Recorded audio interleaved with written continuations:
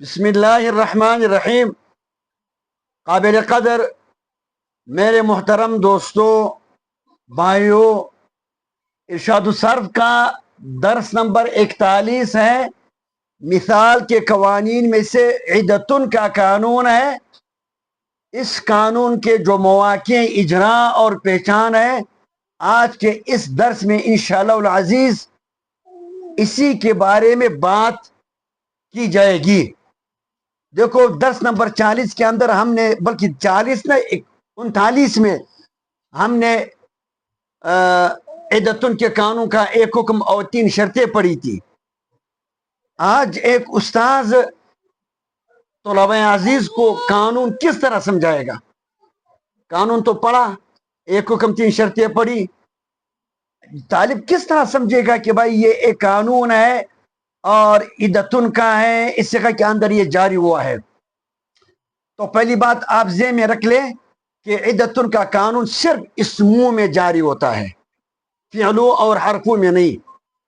دوسری بات، اسموں میں صرف ایک جگہ ہے، ثلاثی مجرد کا مصدر ہے. ثلاثی مجرد کا مصدر 7 اقسام میں مثال واوی یا لفیف. ثلاثی مجرد کا مصدر ہے، 7 اقسام میں مثال واوی ہوگا یا لفیف، پھر اس کے اندر عدتن کا قانون جاری ہوتا ہے. ثلاثی مجرد کے جو علم الصیغہ والے نے 48 اوزان لکھے ہیں، ارشاد التمری 45 ارشاد تمری کے اندر 48 اوزان لکھے ہوئے ہیں نا. ثلاثی مجرد کے جو مصادر ہے وہ سماعی ہے، یعنی عرب سے سنا ہوا ہے، ان کے لیے کوئی قاعدہ نہیں ہے. تو اس کے اندر ایک مثال ہے بعدن فعل، جیسے فسقن، تو فعل کی طرح ہے نا، یہ مصدر ہے، لیکن وہ تو چونکہ فسق صحیح ہے اور یہ مثال واوی یا لفیف ہوگا. تو یہ بات سمجھ میں آ گئی کہ اب یہ صرف اسموں میں جاری ہوتا ہے، اور اسموں میں ثلاثی مجرد کا ایک مصدر ہے، فعل کے وزن پر ہے، جیسے فسقن، لیکن شرط یہ ہے کہ وہ 7 اقسام میں مثال واوی ہو یا لفیف ہو. کسی اور جگہ میں یہ قانون جاری نہیں ہوتا ہے. تیسری بات، قانون کا پہچان. طالب کس طرح سمجھے گا کہ بھائی اس قانون کے اندر، اس جگہ کے اندر یہ قانون جاری ہوا ہے؟ تو طالب سے آپ یوں کہہ دیں کہ بھائی 3 حروف ہوں گے، پہلے حرف پر کسرہ، دوسرے پر فتحہ، اور اس کے بعد تا دو چشمی تا ہوگی، جیسے عدتن، صفتن، عدتن، مقتن، علی عدتن، ہبتن وغیرہ. اس جیسے کوئی جگہ آپ کو نظر آیا لا تأخذه سنة ولا نوم، سنة لا شیت فیہا شیتن، تو پہلے حرف پر کسرہ، دوسرے پر فتحہ، تیسری جگہ پر تا دو چشمی تا مدورہ آ جائے، سمجھو کہ اس میں عدتن کا قانون جاری ہوا ہے. اور دوسری بات یہ ہے کہ عدتن کا قانون جس جگہ کے اندر جاری ہوتا ہے وہاں پر اقامتن، استقامتن کا قانون ضرور جاری ہوگا، کیونکہ عدتن کے قانون کا صرف کام یہ ہے کہ واو کی حرکت کسرہ نقل کے ماں بعد کو دیتا ہے اور واو کو حذف کر دیتا ہے. اب اس حذف شدہ واو کے عوض آخر میں تھا لانا، یہ عدتن کے قانون کا کام نہیں، بلکہ اقامتن، استقامتن کے قانون کا کام ہے، جو عدتن کے قانون کے بعد آ رہا ہے. تو جہاں عدتن کا قانون جاری ہوگا وہاں اقامتن، استقامتن کا قانون ضرور جاری ہوگا، ولا عکس.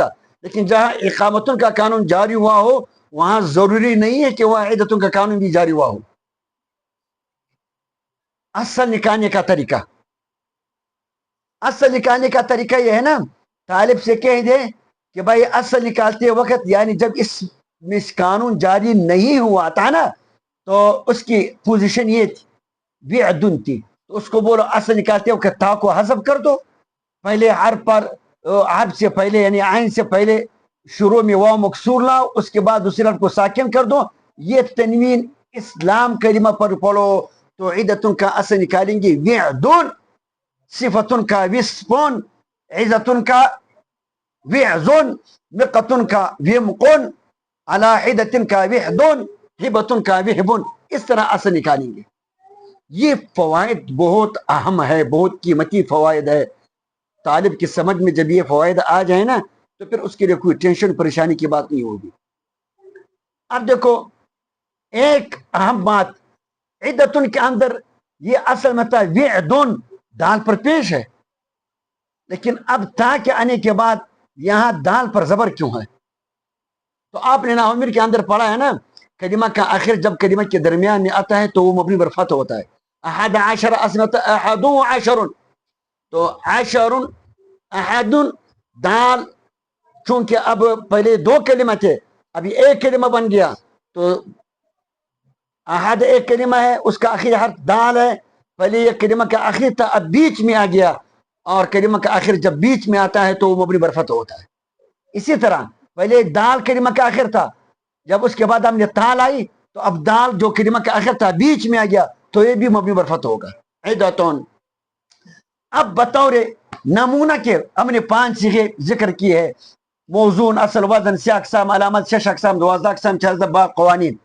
صفتون اسمتا وصفون بروزن فعلون اسم علامت تنوین 6 ثلاثی مجرد، 12 اقسام، مثال واوی 12 اقسام، 6 اقسام ثلاثی مجرد، 7 اقسام بھول گئے. 7 اقسام میں مثال واوی ہے، 12 اقسام میں مصدر ہے، 14 اقسام ہے مصدر ہے، اس کا 14 اقسام نہیں آتا ہے نا. باب، وصف، یصف، ضرب، یضرب کا باب. قانون عدتن اقامتن کا قانون جاری ہوا ہے، عدتن اور اقامتن. اب طالب کو وصفن، طالب سے پوچھو کہ بھائی عدتن کے قانون نے کیا کام کیا ہے، تو وہ کہے گا واو کی حرکت کا صاد کو دیا، واو کو حذف کر دیا، بس اتنا کام عدتن کے قانون نے کیا ہے. اب اس واو کے بدل آخر میں تا متحرکہ اقامتن کے قانون سے لایا گیا. عظتن، وعظن برون فعل اسم تنوین ثلاثی مجرد، 12 اقسام مصدر، 14 اقسام کوئی نہیں ہے. باب، وعظ یعظ ضرب یضرب قانون عدتن اور اقامتن کا قانون. مقتن، ومقن فعل ومق اسم علامات 6 اقسام ثلاثی مجرد، 8 اقسام مثال واوی، 12 اقسام مصدر نہیں ہے. باب، ومق یمق حسب یحسب کا باب. قانون اقامتن استقامتن عدتن. على حدة على حدة على حدة اسمتا وحد فعل وحد ثلاثی مجرد، مثال واوی 12 اقسام مصدر ہے، 14 نہیں ہے. باب، وحد یحد ضرب یضرب. قانون اقامتن استقامتن. ہبتن اسمتا وهب فعل وهب اسم، 7 اقسام ثلاثی مجرد، 6 اقسام ثلاثی مجرد، 7 اقسام مثال واوی. عدتن اور اقامتن کا قانون جاری ہوا ہے. اور ایک بات ذہن میں رکھ لیں کہ کبھی کبھی واو کے حرکت کسرہ، واو کے حرکت کسرہ ماں باپ کو نہیں دیتے، واو کسر کے ساتھ عزم کرتے، بعد والے کلمہ پر فتح پڑھتے ہیں.